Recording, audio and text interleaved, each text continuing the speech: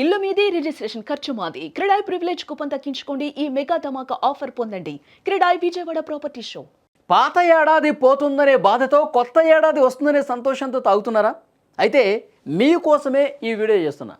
December 31 అంటే చాలు ఫుల్గా తాగి ఊగి రోడ్డు మీదకి వచ్చేస్తారు యువత ముఖ్యంగా. కానీ అది మీ జీవితాన్ని నాశనం అవడానికి కారణం కావచ్చు. హద్దు మీరిన ఉత్సాహంతో ఫుల్గా బయటకు వస్తే తాట తీస్తామని పోలీసులు చెప్తా ఉన్నారు. డ్రంక్ అండ్ డ్రైవ్లో దొరికితే కేసులు బుక్ చేయడంతో పాటు బండిని కూడా సీజ్ చేసేస్తారు. కేసుల సంగతి పక్కన పెట్టండి, రోడ్డు మీద అతి వేగంతో వాహనాలు నడిపినా సరే మీరు మీ జీవితంతో పాటు ఇతరుల జీవితాలని రిస్క్లో పెట్టుకున్నట్టే. కొత్త సంవత్సరాలు ఎన్నో వస్తూ ఉంటాయి, పోతూ ఉంటాయి. కానీ మనం ఎంజాయ్ అనేది ఒక లిమిట్లో ఉండాలనేది చాలా క్లియర్గా అందరూ కూడా గుర్తుపెట్టుకోవాల్సిన విషయం. ఎందుకంటే డిసెంబర్ 31వ తారీఖు అనేసరికి చాలామంది పబ్బులకి, క్లబ్బులకి, బార్ అండ్ రెస్టారెంట్లకి, తర్వాత పెద్ద పెద్ద ఈవెంట్లకి వెళ్తూ ఉంటారు. ఆ కొత్త సంవత్సరం వస్తున్నటువంటి ఆ హోప్తో, అంతా మంచి జరగాలన్న హోప్తో వాళ్ళు ఎంజాయ్ చేస్తూ ఉంటారు. కొంతమంది శృతి మించి తాగుతూ ఉంటారు. చాలామంది 31st ఈవినింగ్ రోజు సెలబ్రేట్ చేసుకొని లిక్కర్ తీసుకున్న తర్వాత కూడా తెలిసి కూడా రోడ్ల మీదకి వస్తూ ఉంటారు. పోలీసులు ఇంత ఎడ్యుకేట్ చేసినా ప్రతి వారం కూడా, ప్రతిరోజు కూడా చెప్తానే ఉన్నారు. 31st ముందు 10 రోజుల నుంచి పోలీసులు చెప్తానే ఉన్నారు, 31st రోజు చాలా జాగ్రత్తగా ఉండండి, తాగి రోడ్ల మీదకి రావద్దు. మీరు అలా వచ్చి మీరు ఇబ్బంది పడటమే కాకుండా ఎదురుగా మీ తోటి ప్రయాణికులను కూడా ఇబ్బంది పెడతా ఉంటారు, వాహనదారులను ఇబ్బంది పెడతా ఉంటారు. అలా చేస్తే కనుక చాలా కఠినంగా శిక్షిస్తామని చెప్పి సజ్జనార్ గారు ప్రెస్ మీట్ పెట్టి మరీ చెప్పారు, సిపి గారు. కానీ యథావిధిగా ప్రతి సంవత్సరం చూస్తూనే ఉంటాం. కానీ ఈసారి అలా జరగటానికి వీల్లేదు. చాలా అంటే చాలా సీరియస్గా యాక్షన్ తీసుకుంటామని చెప్తున్నారు. ఎంత సీరియస్గా యాక్షన్ తీసుకుంటామంటే గతంలో ఉన్న కొన్ని ఉదాహరణలు కూడా సజ్జనార్ గారు చెప్పారు. దొరికిన తర్వాత తాగి రోడ్డు మీద వాహనంతో పట్టుబడ్డ తర్వాత బ్రీత్ అనలైజర్ పాయింట్స్ బీభత్సంగా 500, 600 పాయింట్లు వచ్చిన వాళ్ళు కూడా మా డాడీ ఎవరో తెలుసా, మా బాబాయ్ ఎవరో తెలుసా నీకు, మా అన్న ఎవరో తెలుసా, ఇలాంటి డైలాగులు కొడుతున్నారంట చాలామంది.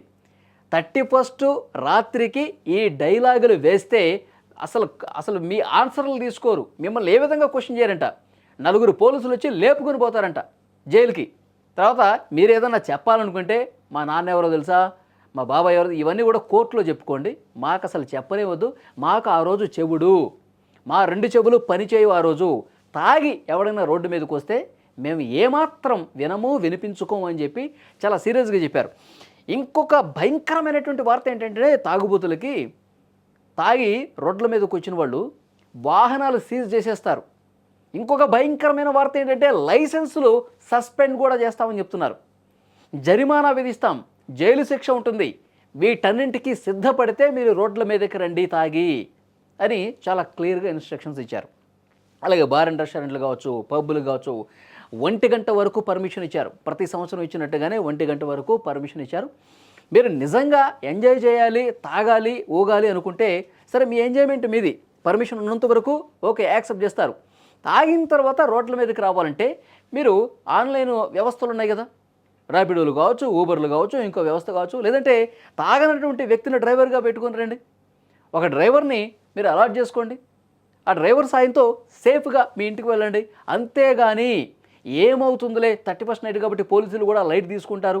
పోలీసులు ఇది సర్వసాధారణమే కదా, ప్రతి వారం అంటే ఓకే, 31st నైట్ని కొద్దిగా లూజ్గా వదిలేస్తారు, ఎందుకంటే ఎంజాయ్మెంట్ డే కాబట్టి పోలీసులు కూడా తెలుసు కదా అని మాత్రం అనుకోవద్దు.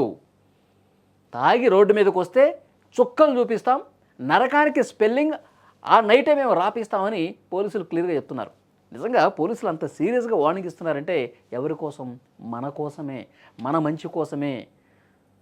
తాగి రోడ్ల మీదకి వస్తే మీ ప్రాణాలతో పాటు మీ జీవితాన్ని కోల్పోవడంతో పాటు ఏదైనా ప్రమాదం జరిగితే ఎంత బాధాకరం చూడండి.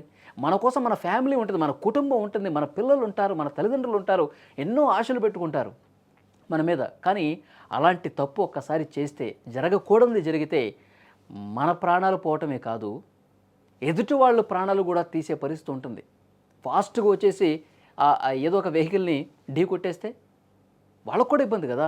అందుకే ఎక్కడో కూడా ఇలాంటి పొరపాట్లు జరగకుండా, జీవితాలు కోల్పోకుండా ఉండాలంటే పోలీసులు ఇంత సీరియస్గా ఉండాల్సిందే. పోలీసులు చాలా కరెక్ట్గా చెప్పారు. కాబట్టి ఈ వీడియో చూసిన తర్వాత పోలీసులు వ్యవహరిస్తున్నటువంటి ఈ సీరియస్ యాక్షన్స్కి సంబంధించినటువంటి వివరాలు తెలుసుకున్న తర్వాత మీకేమనిపిస్తుంది? 31st నైట్ అసలు ఏ విధంగా ఎంజాయ్ చేయాలి? రోడ్ల మీదకి ఏ విధంగా రావాలి? మీరేమనుకుంటున్నారు? కామెంట్ బాక్స్లో కూడా తెలియజేయండి.